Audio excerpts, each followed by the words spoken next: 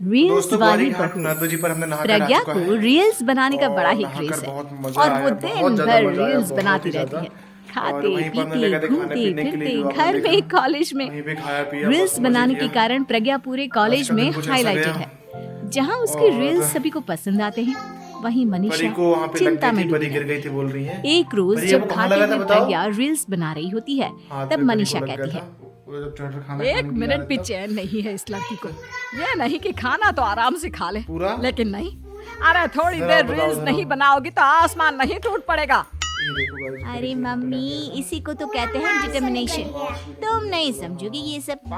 ए भगवान, इस लड़की को मैं सद्बुद्धि नहीं दे। जानता परी। जा परी देखो जानती है ना तब परी। टेढ़ा बाका मुंह बनाती रहती है।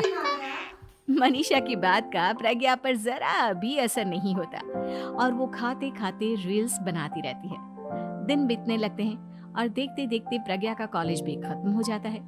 आए दिन कोई ना कोई मनीषा को प्रज्ञा की शादी करवाने का सुझाव दे जाता है। सब ठीक ही कहते हैं, प्रज्ञा की शादी कर देनी चाहिए।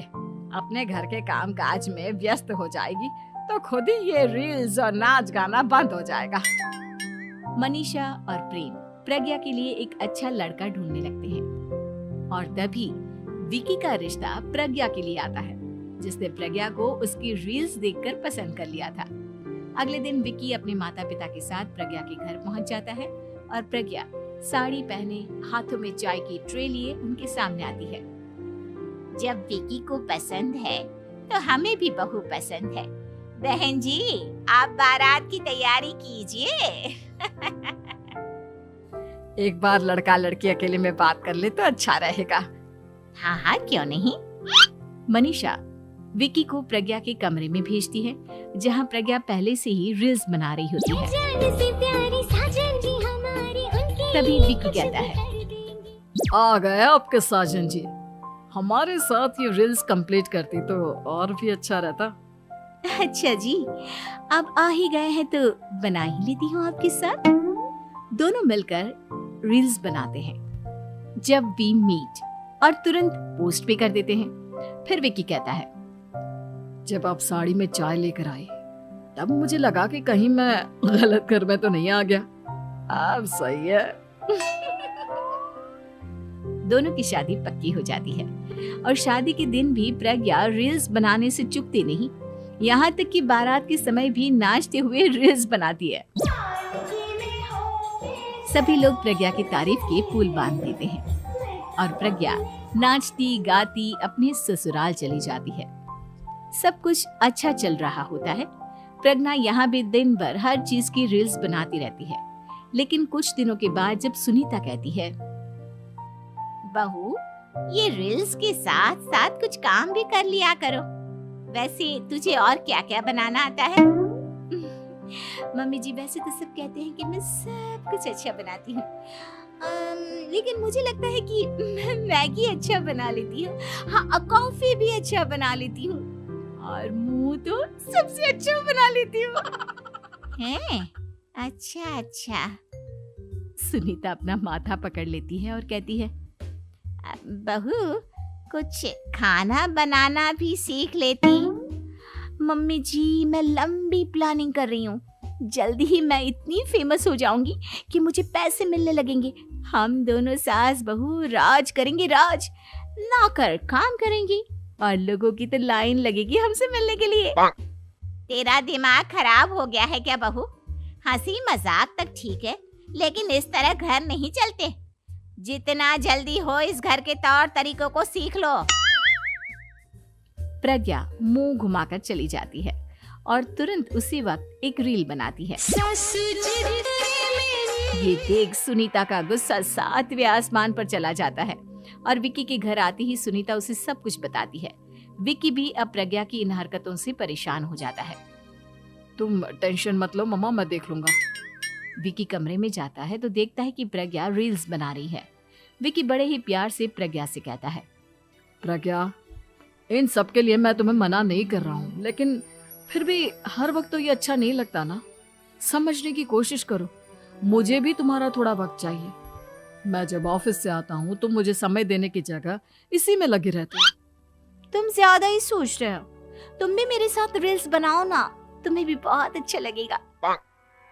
तुम्हें इज्जत से कोई बात समझ में नहीं आती क्या? दिमाग खराब हो गया है तुम्हारा इस चकाचौंध से। अगर तुमने अपना रवैया नहीं बदला तो मैं तुमसे दूर चला जाऊंगा। तुम ही रिश्ता लेकर आए थे, मुझे लड़कों की कमी नहीं थी और ना आज है। विकी दरवाजा पटक कर चला जाता है। धीरे धीरे विकी प्रज्ञा से दूर होता जाता है। एक रोज मनीषा प्रज्ञा के ससुराल उससे मिलने जाती है। तब सुनीता उससे कहती है, बहन जी अब आई हैं तो कुछ दिन यहाँ रहकर जाइएगा, आप ही का घर है। हाँ मम्मी, बहुत दिन हो गए तुम्हारे साथ एक भी रील नहीं बनाई मैंने। प्रज्ञा तुरंत अपने फोन में रील्स ऑन कर लेती है। ये सब मुझसे नहीं होता। तेरा ये भूत अभी तक नहीं उतरा क्या? बहन जी आप कुछ कहती नहीं क्या इसे? जब आप ही कुछ नहीं कर पाई तो मैं कर ही क्या सकती हूँ, सास तो वैसी ही बदनाम है। शाम को घर की लाइट चली जाती है और मनीषा प्रज्ञा से कहती है, मेरे घुटनों में बहुत दर्द हो रहा है, तू लाइट का कुछ इंतजाम करना बेटा। अच्छा कैंडल जला देती हूँ मम्मा। प्रज्ञा गाते हुए कैंडल जलाती है और खिड़की के पर्दे के पास रख देती है। मनीषा जिसे बहुत दर्द हो रहा है वो सो जाती है और प्रज्ञा हमेशा की तरह अपने रील्स में लग जाती है। उधर कैंडल की वजह से पर्दा आग पकड़ लेता है और मनीषा के कमरे में आग लग जाती है। बचाओ, कोई है बचाओ। सभी भागते हैं और विकी कमरे की आग बुझाने में लग जाता है, लेकिन तब तक मनीषा आधी जल चुकी थी। मनीषा की हालत देख प्रज्ञा रोने लगती है। विकी मनीषा को तुरंत हॉस्पिटल ले जाता है और उसे एडमिट कराता है। विकी प्रज्ञा से कहता है, देख लिया ना, तुम्हारे इस नाच गाने की वजह से आज तुम्हारी माँ की जान जाते जाते रह गई। अब पता नहीं तुम और क्या चाहती हो। उधर डॉक्टर कहते हैं, इनकी हालत बहुत नाजुक है, आधे से ज्यादा जल चुकी है। प्रज्ञा रोती हुई मंदिर में जाती है और भगवान के आगे जाकर कहती है, भगवान मेरी माँ को ठीक कर दो, मैं कसम खाती हूँ हाथ से ये रील्स बनाना छोड़ दूंगी, बस मुझे मेरी माँ वापस मिल जाए। 2 दिन बीत जाते हैं और मनीषा खतरे से बाहर आ जाती है। पेशेंट अब ठीक है, आप लोग उनसे मिल सकते हो। सब कोई मनीषा से मिलता है और प्रज्ञा सबके सामने अपना फोन तोड़ देती है। मुझे माफ कर दो मम्मा, मैंने तुम लोगों की बातों को नजरअंदाज किया। बेटा कोई भी चीज जरूरत से ज्यादा खराब है। मैंने तुम्हें रील्स बनाने से कभी मना नहीं किया, लेकिन हर वक्त एक ही चीज तो सही नहीं है। मैं समझ गई हूँ मम्मा, आई एम सॉरी। प्रज्ञा उस दिन से रील्स बनाना छोड़ देती है और पूरी तरह से अपने घर में लग जाती है।